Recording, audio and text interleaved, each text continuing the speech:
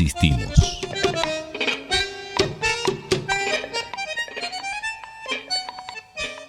Qué bonito, qué lindo escuchar a los cubanos cómo nos transmiten alegría, buenas sensaciones. Otro mundo el socialismo, ¿eh? Estamos, ¿qué tal? ¿Cómo va? Estamos junto a Alejo, compañero de la Coordinadora Barrial de Resistencia de la Ciudad de La Plata. Él es chileno. Mañana se va a realizar el plebiscito de salida para aprobar la nueva Constitución. Por eso está él aquí. Se los presento. Ya está presentado, señor. Cuéntenos, ¿qué va a suceder mañana? ¿Cómo está el campo popular en Chile? ¿Qué va a pasar? Hola, compañeros, compañeras que escuchan a esta hora Radio Estación Sur y el programa Insistimos de los compañeros y compañeras de Convocatoria Segunda Independencia. Bueno, ¿en qué está el campo popular chileno? Eso es una pregunta amplia, porque en el fondo hay tres posiciones al plebiscito de mañana. Está la posición del apruebo, del rechazo y del núcleo blanco o no votar, pese a que se volvió el modelo de elecciones obligatorias que había dejado de existir ya el año 2010, hace ya casi una década se había dejado de ser obligatoria las votaciones. Bueno, y ahora se intenta aplicar de nuevo este sistema porque en realidad los milicos yanquis de hace algunas décadas atrás están diciendo que Chile tiene muchos problemas para la resolución de conflictos y es muy rígido en la forma en que se resuelven los conflictos. Entonces se le aconsejó al gobierno de Michelle Bachelet que se hiciera una reforma electoral en donde el voto fuese voluntario. Pero al contrario que lo que plantean los especialistas, cuando se vuelve voluntario el voto, vota muchísimo menos personas, ¿ya? Ejemplo de eso es que en unas elecciones municipales de hace alrededor de 12 años, votó el 20% del padrón. Entonces, en las elecciones presidenciales, el plebiscito de entrada al proceso constituyente, sí votó el 80% de la población y ha ido aumentando la gente que ejerce su derecho a sufragar, pero existen aún niveles de abstención bastante altos. Producto de eso, yo digo que existen dentro del campo popular, por más que se traten de invisibilizar algunas de las posiciones, existen estas tres posiciones.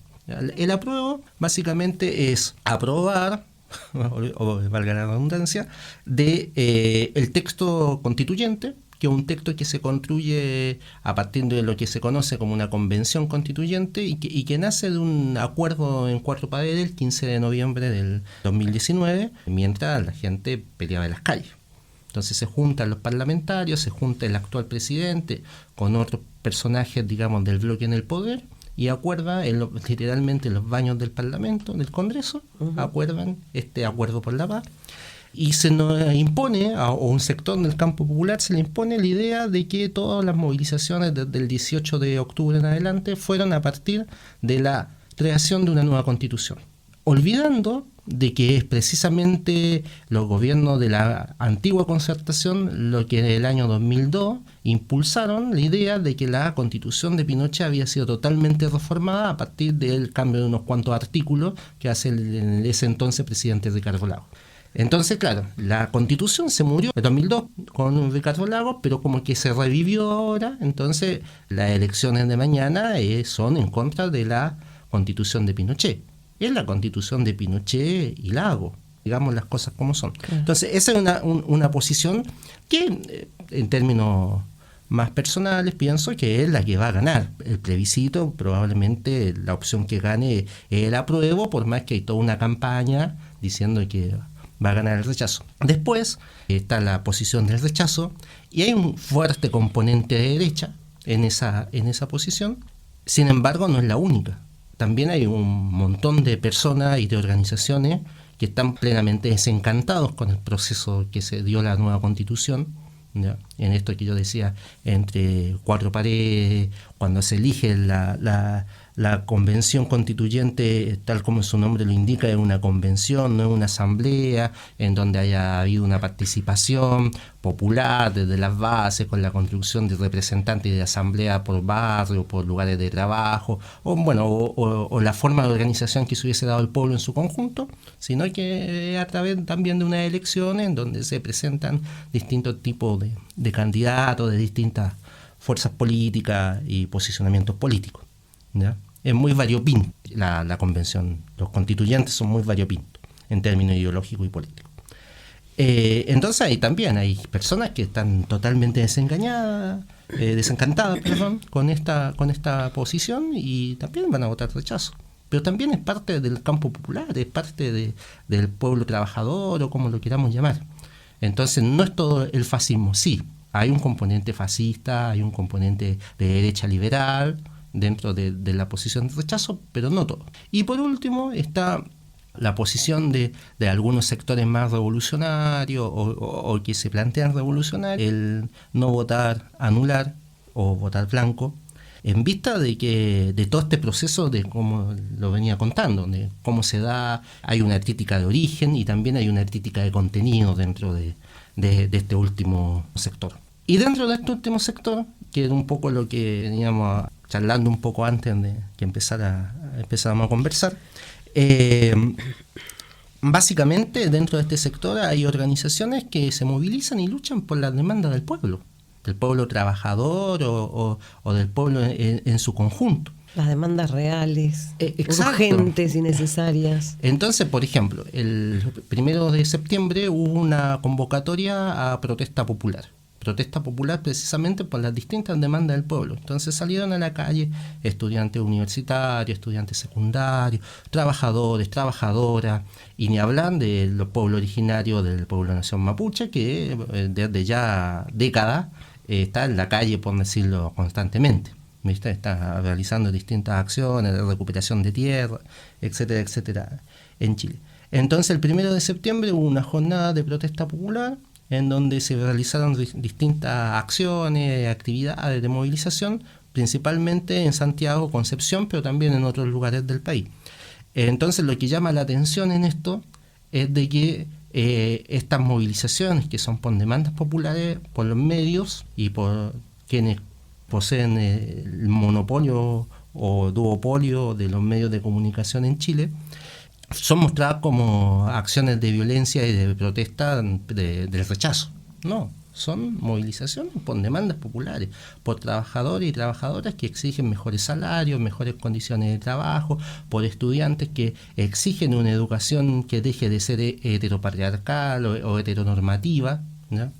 Sino por una educación sexual integral, como se plantea acá en la Argentina, ¿no?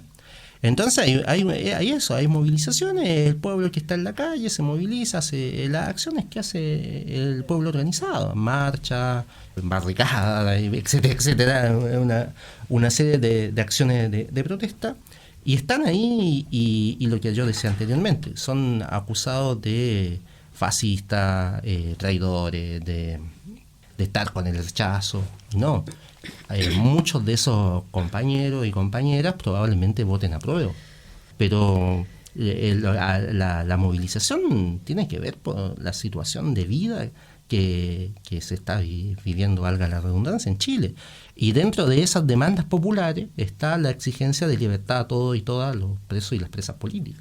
Casi 1.000 presos políticos, claro, en Chile. Claro, y que principalmente el grueso de esos presos y presas tiene que ver precisamente con el proceso que se abre el 18 de octubre del 2019, que es un proceso que dependiendo de la lectura ideológica incluso que se haga, se puede interpretar de estallido social, de revuelta popular, de alzamiento popular, de como lo queramos llamar, el hecho concreto de que hubo un pueblo que estuvo en la calle hastiado de políticas neoliberales de fines de la década de los 80, principios de los 90, y sin contar los años de la dictadura pinochetista. O sea, el neoliberalismo en Chile se implanta a partir del año 78.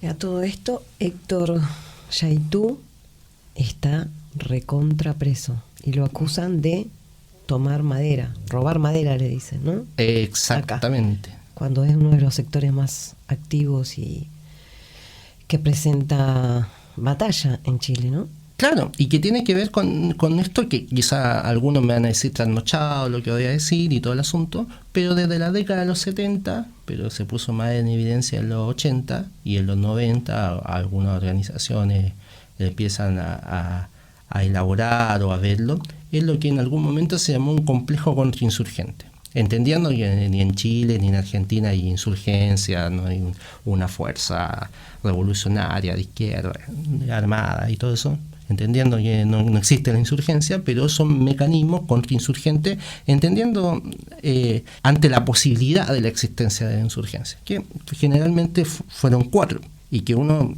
puede ver que se desarrollan en la actualidad. La primera tiene que ver con la represión, y esa represión puede ser directa, o si no, judicializada, ¿ya? Entonces acá, por ejemplo, en algún momento con el movimiento piquetero, teníamos a dirigentes piqueteros y piqueteras que tenían 1, 2, 3, 4 denuncias, condenas, causas, un montón de una gran cantidad de causas, y bueno, y ahí estaban las causas. Entonces en cualquier momento se aplicaba una, la otra se olvidaba, se guardaba en el escritorio, pero después aparecía, no sé, 5 años después, 3 años después, etcétera, etcétera. Entonces, represión directa, judicialización, después inversión social, ¿ya? Acá en la Argentina es más conocido eso, en el caso de Chile no, ¿ya? En el caso de Chile hoy día el Estado, a partir de Piñera, invierte una gran cantidad de dinero en sectores que son vulnerables, por decirlo de alguna forma, pero también son potenciales sectores organizados, sobre todo las poblaciones que vendrían a ser las villas de acá. La cooptación social, que ni hablan de eso, que acá se da, bueno, en Chile ahora se está dando desde Piñera, pero obviamente este nuevo gobierno va a potenciar ese modelo. Y después están los medios de comunicación, que un poco lo conversabas vos al inicio del programa, o sea, todo lo que pasó con la vicepresidenta Cristina Fernández y cómo los medios tergiversan o cuentan la versión de los ricos y poderosos, allá se da. Yo ponía, por ejemplo, esto de la protesta del 1 de septiembre.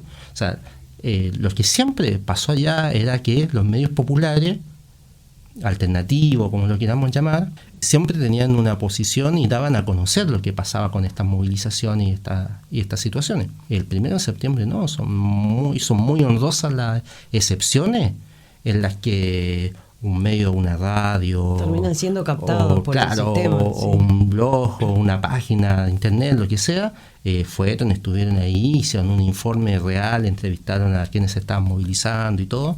Son muy pocos los medios que hicieron eso. Y bueno, ¿viste? Así opera el capitalismo, así Exacto. nos van entonces bajando el precio. Claro, este complejo se ve. Y en el caso, ahora retomando lo de Héctor Yaitul, del negro Yaitul, es lo mismo, es exactamente lo mismo. O sea, el movimiento de liberación nacional mapuche surge hace muchísimos años, en la década de los 90, en la conmemoración de los 500 años de la llegada de Colón a América y todo el asunto, pero particularmente la organización de Yaitul empieza a operar, a accionar en 1998.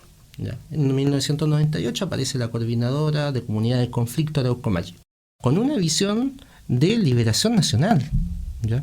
Y al poco andar todos sus dirigentes fueron encarcelados, perseguidos, asesinados también en el gobierno de Michelle Bachelet.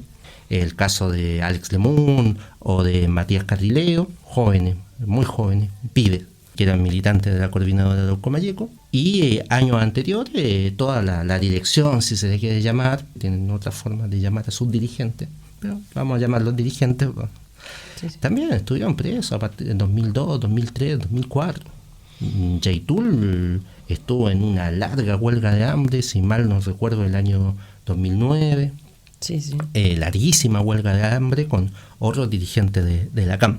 Bueno, sale en libertad hace algunos años y ahora de nuevo lo detienen, pero es producto de la movilización y de la lucha que está haciendo el pueblo mapuche de la década de los 90, como decía antes. La acción que empieza ahora, y particularmente durante el gobierno de Piñera y en estos primeros meses del gobierno de Boric. El tema ahí es de que no son acusados por su militancia. Son acusados porque supuestamente roban madera. Entonces, ante los medios, ante la opinión pública, esta famosa opinión pública, entonces quedan como unos ladrones de madera. Y así pasa con organizaciones revolucionarias en otros países, en otras latitudes del continente, o sea, que son narcotraficantes. Claro, ¿viste? tal cual. O lo que pasó, por ejemplo, en Ecuador con una organización hace algunos meses atrás, o sea, además de acusarlos de resistencia, terrorismo, etcétera, etcétera, esta organización lo acusaron también de trata de personas, de niños y niñas. Entonces, en el imaginario colectivo de la opinión pública queda, no, estos son unos proxenetas, ¿no? Es que terminan odiando a los luchadores. Exacto. Es lo que genera. Bueno, sí, los medios tienen ese poder. Exacto. Los maneja el poder. Claro. Entonces, claro, no genera susceptibilidades, pero uno puede ver también qué es lo que pasa en la Argentina con referente a los medios y de lo que plantean los medios y cuál es la opinión pública que se construye y el imaginario colectivo que se construye. Totalmente. Que los que cobran planes son todos unos vagos, que por supuesto somos todos chorros, que los únicos que no son chorros son los Macri y Mañeto. Complicado, sí, bueno, pero son poderosos, fuertes y poderosos, y generan estas cosas. Que en Chile haya 1000 chilenos presos, y que Yaitul, ¿dónde lo tienen? En la cárcel de Temuco, porque, bueno, su defensa pidió que lo trasladaran a la cárcel de Temuco, que digamos que está ahí en corazón del territorio mapuche ancestral del Guaymapo. Bueno, Alejo, no te preocupes si te dicen trasnochado. Al Che también le decía lo mismo y ahora todos los usan en las remeritas, ¿viste? Así que no te preocupes. Bueno. Puede ser que en el futuro te usen en una remera. Alejo, vas a estar no aspiro tanto. Ale, ayer estuvimos juntos, marchamos en una marcha multitudinaria en Capital Federal hacia la Embajada de Paraguay. Muchas organizaciones, estaba la Coordinadora Barrial Resistencia, el MTR, el MTL Rebelde, Pañuelos en Rebeldía y un montón de organizaciones más. La verdad que creo que desde que se inició, que desde que asesinaron a las niñas, el Estado terrorista paraguayo asesinó a las niñas, es una de las movilizaciones más grandes a las que yo asistí. Tremendo lo que sucede en Paraguay. Bueno, ahí sí hay una organización, el EPP, el Ejército del Pueblo Paraguayo, hay una organización campesina armada, pero bueno, son campesinos organizados, y una de las familias, de los integrantes de esa familia, Carmen Villalba, está presa hace muchos años, cumplió condena y sigue presa. Asesinaron a sus sobrinas y desaparecieron a su hija. Vamos a escuchar a la abuela de las niñas ayer en el acto, a Mariana Villalba. La escuchamos. Importante es estar todos unidos. Unidos somos fuertes. Podemos vencer a nuestros enemigos que nos pasan matando a nuestras niñas y a nuestros niños. ¿Hasta cuándo va a seguir todo esto si nosotros seguimos débiles? Tenemos que ser fuertes. Tenemos que sacar fuerza de flaqueza. Eso es muy importante. Yo en medio de mi dolor, de mi sufrimiento, lo convertí en fuerza. Digo yo, soy una potencia que ya no se va a callar nunca. Va a denunciar los crímenes de lesa humanidad de nuestro país. Y esto tengo una esperanza de que este sistema está en decadencia. ¿Cuántos años de crímenes de lesa humanidad? 300 es poco. ¿Cuántos países fueron víctimas de todas estas barbaridades? Y ahora están en decadencia. ¿Qué quiere decir eso? Que el poder occidental está perdiendo su hegemonía. Basta ya de crímenes, basta ya de robos a nuestros países que sufren migraciones por todos los lados. Niños y niñas que salen a deambular por las calles, que roban. ¿Y para qué están los policías? Para perseguirle a ellos y cuidarle a los grandes ladrones que están en el poder. Eso va a terminar, tiene que terminar. Sí, señoras y señores, de nosotros depende que sigamos adelante con nuestras luchas.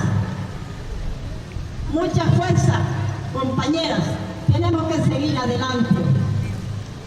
Estoy muy emocionada porque le estoy viendo a Lechita sonreír, a mis nietas, Laura, Mariana, Lilian. Me duele que no estén con nosotros, me duele que no estén aquí con nosotras. Es un dolor inmenso, pero lo pude administrar para que todo ese dolor se convierta en fuerza,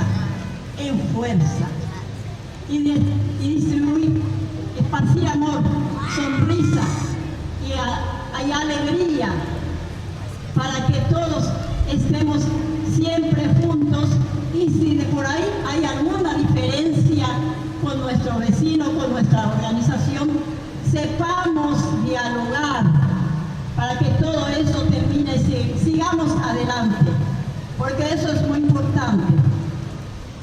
Muchísimas gracias por estar acá, y le doy gracias a la vida por darme esta oportunidad de estar aquí con ustedes, compartir con ustedes.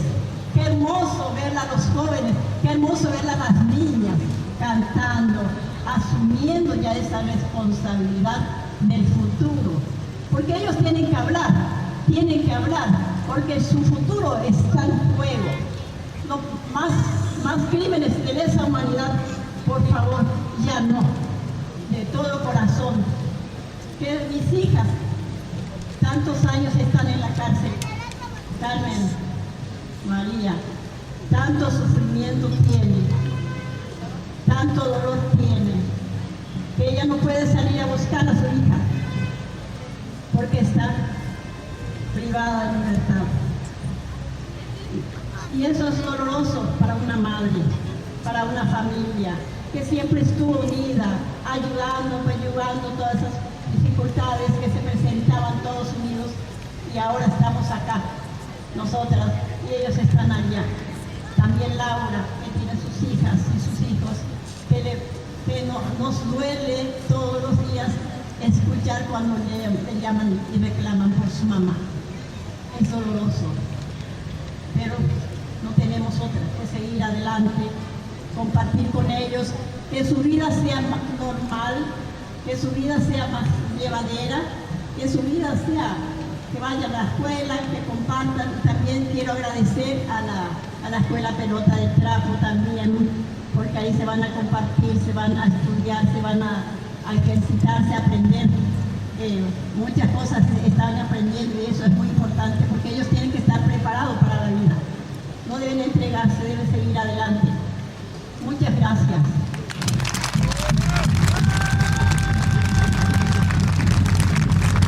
Escuchábamos a la abuela de las niñas asesinadas, a la columna vertebral de la familia Villalba.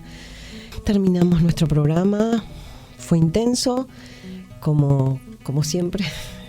Acá estamos con Alejo, que nos vino a contar un poco lo que va a suceder mañana y lo que está sucediendo en Chile. Ya hace 5 meses que está Boric y siguen los 1000 presos políticos en las cárceles de Chile y en las cárceles paraguayas también. Siguen los presos políticos. Así estamos, América, querida América Latina. Muchísimas gracias, Alejo, por tu presencia y tu participación. No, gracias a vos por la invitación, y gracias de nuevo a los compañeros de convocatoria, a los compañeros y compañeras de acá de la radio. Así que nada, cuando sean necesarios mis opiniones y comentarios y todo eso, perfecto, me invitan solamente. Viene usted, y estaré acá. Muy gracias. Bien. A los oyentes de esta radio, a nuestros compañeros que nos continúan en la programación, les agradecemos por los minutitos que nos estamos pasando, 2 minutos. Fue todo por hoy. Muchas gracias por escucharnos. Buen fin de semana y que tengamos una buena vida. Adiós.